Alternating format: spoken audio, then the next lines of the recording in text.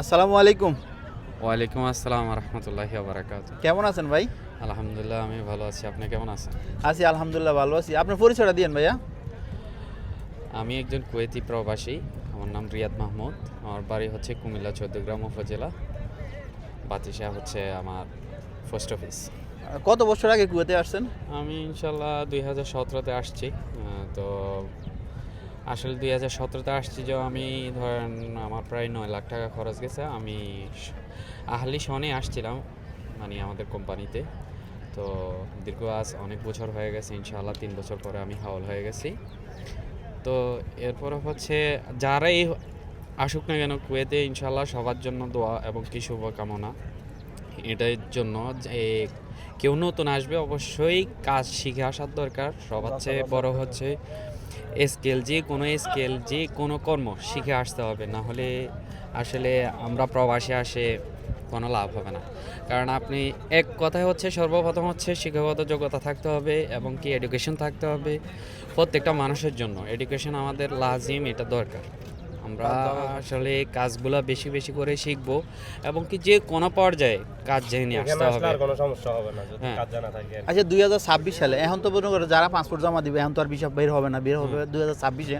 তো 2026 সালে মনে করেন ট্রেন্ডিং যে কাজগুলা, কয়েকটা কাজ যেহেতু শিখে আসতে পারে বা শর্টকাটে যে যারা শিখতে পারে বা যারা লং টাইমে শিখতে পারে তাদের উদ্দেশ্যে কিছু কথা বলেন। অবশ্যই সর্বপ্রথম হচ্ছে আমি যেহেতু ড্রাইভিং পেশায় আছি আজকে অনেক বছর কুয়েতে। তা আলহামদুলিল্লাহ ড্রাইভিং পেশাতে হচ্ছে আলহামদুলিল্লাহ আমাদের ভালো একটা স্যালারি আছে, বিশেষ করে আমরা ভালো স্যালারি পাই, আল্লাহ তাআলার দরবারে শুকরিয়া। এবং কি যারা অন্য অন্য ধরেন ইলেকট্রিক আছে, প্লাম্বার আছে বা কম্পিউটার আছে, গ্রাফিক্স ডিজাইনিং আছে, এগুলাতে যদি ভালো কোনো স্কিল করে আসতে পারে অবশ্যই এখানে আসলে ভালো কাজ পাবে কোম্পানি থেকে কন্ট্যাক্ট এবং কি হাউল হয়ে যাওয়ার পরে। এটাই আর কি। আচ্ছা, এই যে এখন বর্তমানে মানে ভিজিট ভিসা আসার পরে যে মনে করেন রেসিডেন্টি আকামা বানাইতে পারবে, তো এই বিষয়ে আপনি জানেন, কিছু বলতে পারবেন? হ্যাঁ অবশ্যই। তো এটা অবশ্যই 2026-এ এখন পর্যন্ত এটা চালু হয় নাই যে বিষয়টা আসলে ই ভিসাতে আসে এবং কি আকামা ট্রান্সফার করতে পারবে। তো আকামা ট্রান্সফার হইলেও হচ্ছে সর্বপ্রথম হচ্ছে এখন এটা কানুন হয়েছে, এখন পর্যন্ত পুরোপুরি আসে নাই। তো পুরোপুরি আসার পরে যে কোনো ব্যক্তি আসুক, আমার সর্বপ্রথম সব বাংলাদেশি হোক, যে কোনো কান্ট্রির আদার্স কান্ট্রিগুলোতে হোক, সবাই আসলে আমরা অনেক টাকা কস্টিং করে আমার কুয়েতে আসার জন্য, প্রায় অনেক টাকা। তো সবার একটাই সতর্ক হিসেবে আসতে হবে, জেনে শুনে আসতে হবে। এবং কি এখন বর্তমানে অনলাইন যুগ, ভিসা চেক করা যায়, সব কিছু ভিসা অ্যাপসে আছে, তারপরে অনলাইনে চেক করা যায়, সব কিছু ডিটেল জেনে শুনে আসাটা উচিত। মানুষ থাকলে তাদের থেকে যাচাই বাছাই করাটা উচিত মনে করি। আপনার পরিচয়টা দিন একটু। আমার বাড়ি চিটাগাং। আপনার নামটা বলেন। মোহাম্মদ রাশিদুল ইসলাম। সিটাং কোন জায়গায় বাড়ি? চিটাং মিরেশ্বর। মিরেশ্বরাই। কত বছর আগে আসছেন আপনি? 4 বছর। 4 বছর। কি বিষয়ে আসছেন? আমি তো আছি এয়ারফোর্ট বিষয়। এয়ারপোর্টে। হ্যাঁ, এয়ারপোর্টে কি কাজটা কি? ফটার। ওটা। তো এই যে কাজে মনে করেন অন্য কেউ যদি আসতে চায় বা কি কি লাগবে বা কি একটু বিস্তারিত বলবেন? বিস্তারিত বলতে মানুষ জানাশোনা থাকার দরকার, পরিচিত মানুষ থাকার দরকার, এটাই আর কি। আর সবকিছু লেনদেন যাচাই বাছাই করা, এগুলা। আচ্ছা, এই যে এখন বর্তমানে মনে করেন কুয়েতে বাইরে কাজ করা যায় না, মনে করেন অনেকে বলে বাইরে কাজ করা যায়, এক কাজের উপরে আছে আরেক কাজ করা যায়, তো এটা এই বিষয়ে একটু বলবেন বিস্তারিত? এটা সোয়ান বা আখু তুকুমা তুন যদি ওইরকম কিছু একটা সুযোগ পাওয়া যায় তাইলে ওইটা করতে পারে। এটা কানুনের উপরে নির্ভর করা আর কি। তা আমরা যারা আসি তাদের মানে এটাই মানে জানার বা বোঝার, একটু যদি তাদের উদ্দেশ্যে একটু বলে দিতেন তাহলে সহজ হতো। ওইটা বলার এটাই বলতে পারি যে সবাই আসবে, আসার জন্য সবাই তো ওইরকম থাকতে হবে। আর এবং কি এখানে কুয়েতে মানুষ চিনা জানা পরিচয় লোক থাকলে তাদের থেকে যাচাই বাছাই করাটা এটা হচ্ছে বেশ ভালো মনে করা যায়। আরেকটা কথা হচ্ছে কুয়েতে যারাই আসবেন নতুন, তো অবশ্যই এটা মাথায় নিয়ে আসবেন না যে আমি ওভারটাইম করব বা আমি 8 ঘন্টা ডিউটি করে নেক্সট টাইম আমি আর 4 ঘন্টা 5 ঘন্টা কাজ করব। কুয়েতে এটা অ্যালাউ না, এটা শ্রম আইন লঙ্ঘন।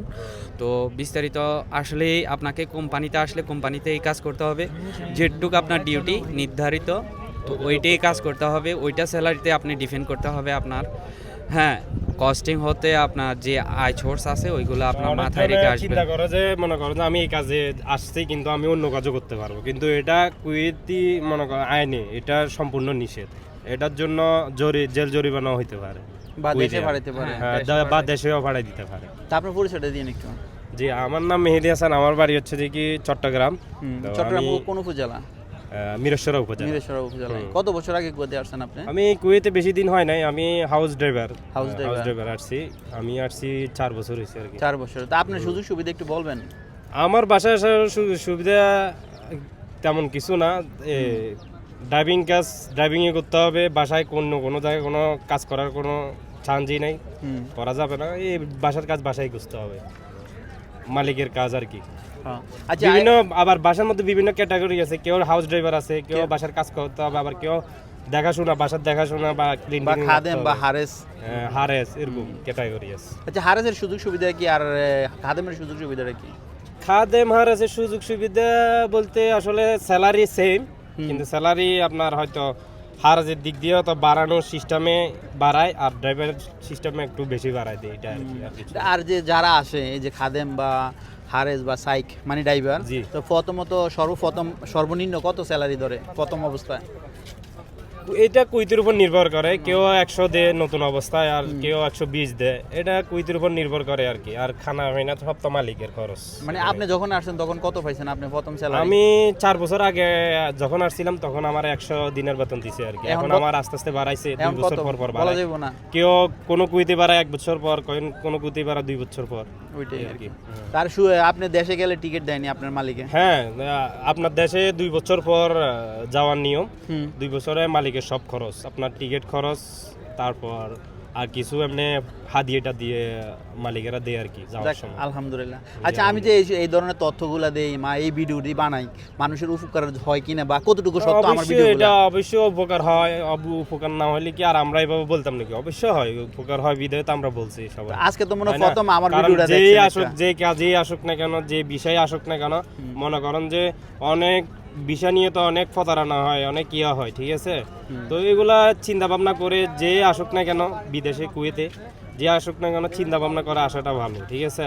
যে অনেকজন অনেক সময় বলে যে ভাই আপনি এই বিষয়ে আসলে আপনি এই কাজ করতে পারবেন, এই কাজ করতে পারবেন, অনেক সময় অনেকটা ইয়া করতে পারেন, কিন্তু এগুলা সম্পূর্ণ এগুলা ওরা মিথ্যে কথা, এই ভিত্তিহীন, এগুলা সত্যি না। আর একটা কথা, আমি একজন বাঙালি, আমি একজন বাংলাদেশ, আমি যদি কোনো মনে করেন অবৈধ কাজ করি তাহলে এটা আমাদের পুরো বাংলাদেশিদের উপরে এফেক্ট পড়বে। অবশ্যই, তো ওতে আপনার যাই যেভাবে চলি না কেন, আমরা সতর্ক বা ভালোভাবে এই দেশের রুলস ও কানুন মানে সব কিছু মানে আমরা মেনটেন করে maintain যেহেতু করে চলতে চলতে পারি, মানে আমাদের মান সম্মান আমাদের দেশে রিপ্রেজেন্ট করে, অবশ্যই। ঠিক না?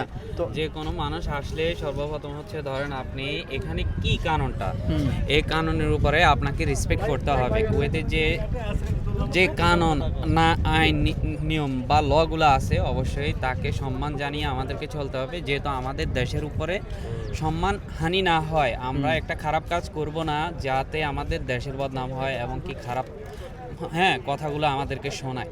কারণ আমি যদি একজন বাঙালি হয়ে একটু খারাপ কাজ করি তাহলে আমার প্রতিটা বাঙালির উপরে দোষটা পড়তেছে, পুরো বাঙালি জাতির উপরে। ওরা একজনকে বলে না, পুরো বাঙালি বলে। হ্যাঁ, বাঙালি কুল্লু মৌসে এভাবে বলে।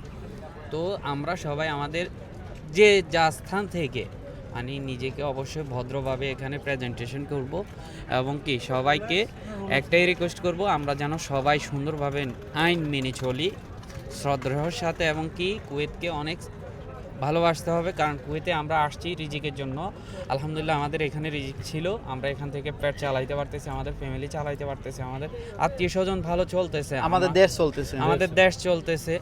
তো আপনাকেও অনেক ধন্যবাদ, আপনি এতক্ষণ আমাদেরকে সময় দেওয়ার জন্য। আপনার এই চ্যানেলকেও ধন্যবাদ, আপনার মানে তথ্যগুলো শেয়ার করার জন্য। সবাইকে একটা রিকোয়েস্ট থাকবে, অবশ্যই আমরা প্রতিটা মানুষ জেনে শুনে আসবো, প্রতারকের হাত থেকে যেন আমরা বাঁচতে পারি, আর টাকা পয়সার লেনদেন থেকে যেন আমরা সতর্ক থাকি। এখানেই ভালোবাসা অবিরাম, সাপোর্ট চাই অল টাইম। আর কে কোন ধরনের ভিডিও চান ইনশাল্লাহ কমেন্ট করবেন। আর সবসময় সাপোর্ট দিবেন, তথ্য নেবেন।